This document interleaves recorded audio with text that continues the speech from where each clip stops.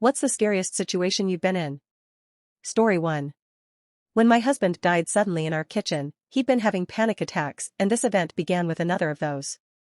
Only he couldn't calm down. His heart was beating so hard and so quickly that I could feel it.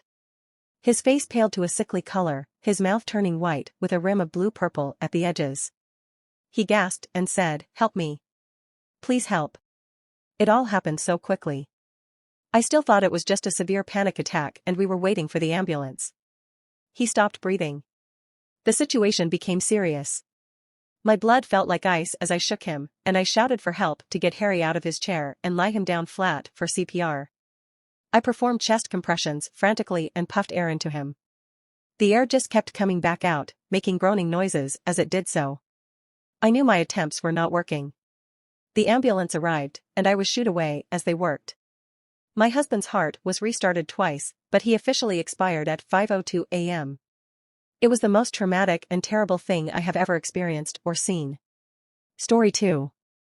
I was on a foot patrol in Iraq during my last deployment when I passed a side street and suddenly the tailgate of a truck dropped and two insurgents armed with a machine gun emerged and began firing at me.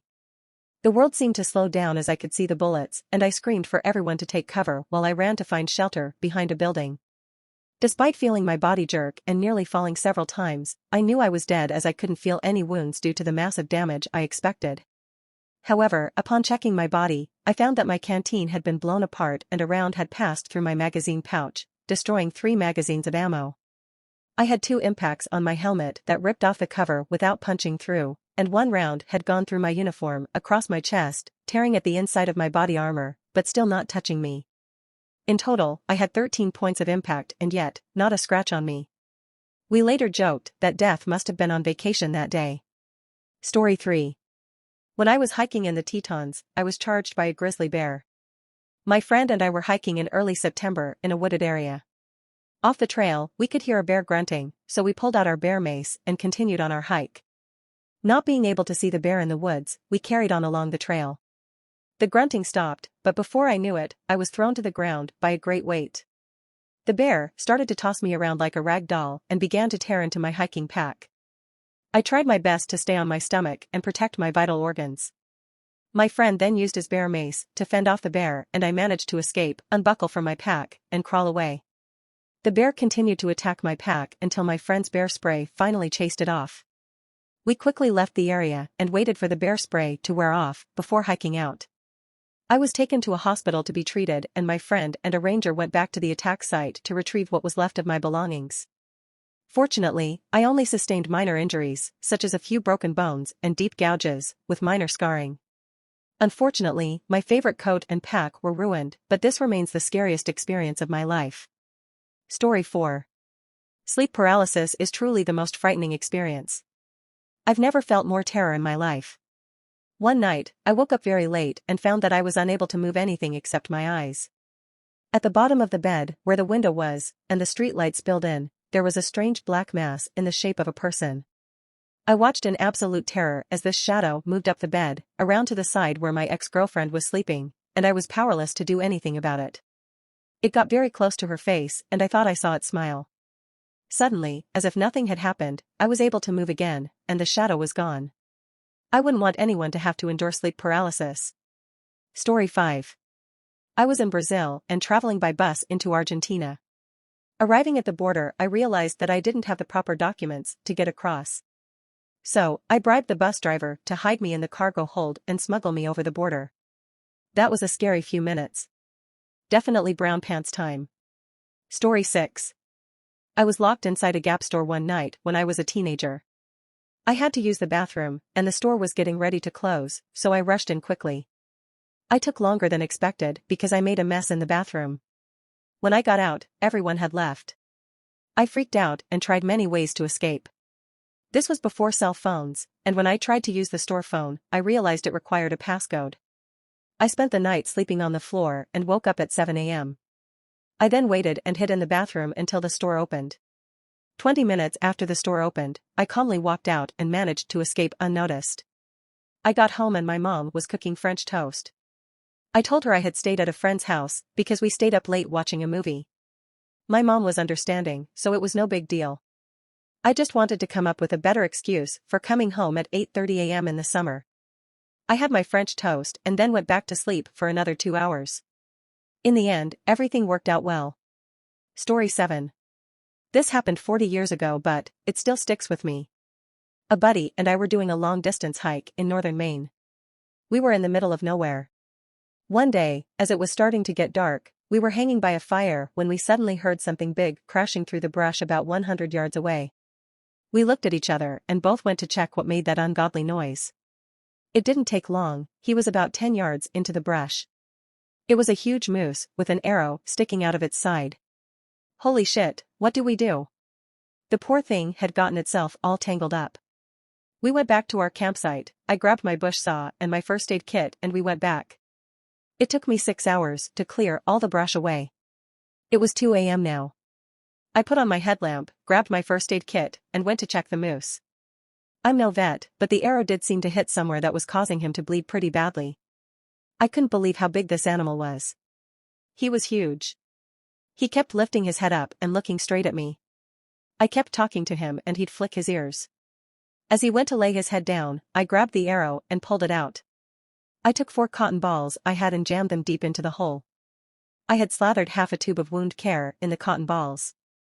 The moose kind of freaked out, but eventually, he calmed down. We covered him with a sleeping bag and kept giving him water with a sponge, he loved it. My buddy had a family and had to leave, so I decided to stay with the moose. 3 days passed, and the moose was coming around. One morning, I was jolted awake by something coming at me through the brush. I rolled over, all sleep stupid, and came face to face with the biggest moose I have ever seen. Its attention was focused directly on me.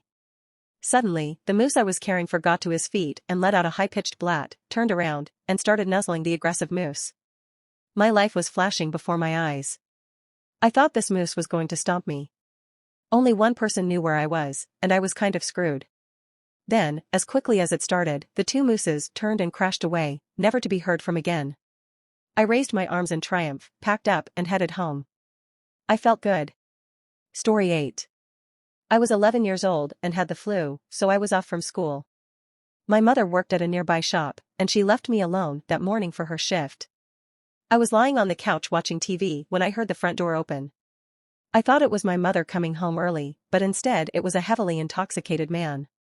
He walked straight to the coffee table and drank the entire bottle of my cough medicine. I ran and hid in the bathroom, crying, as there were no mobile phones back then.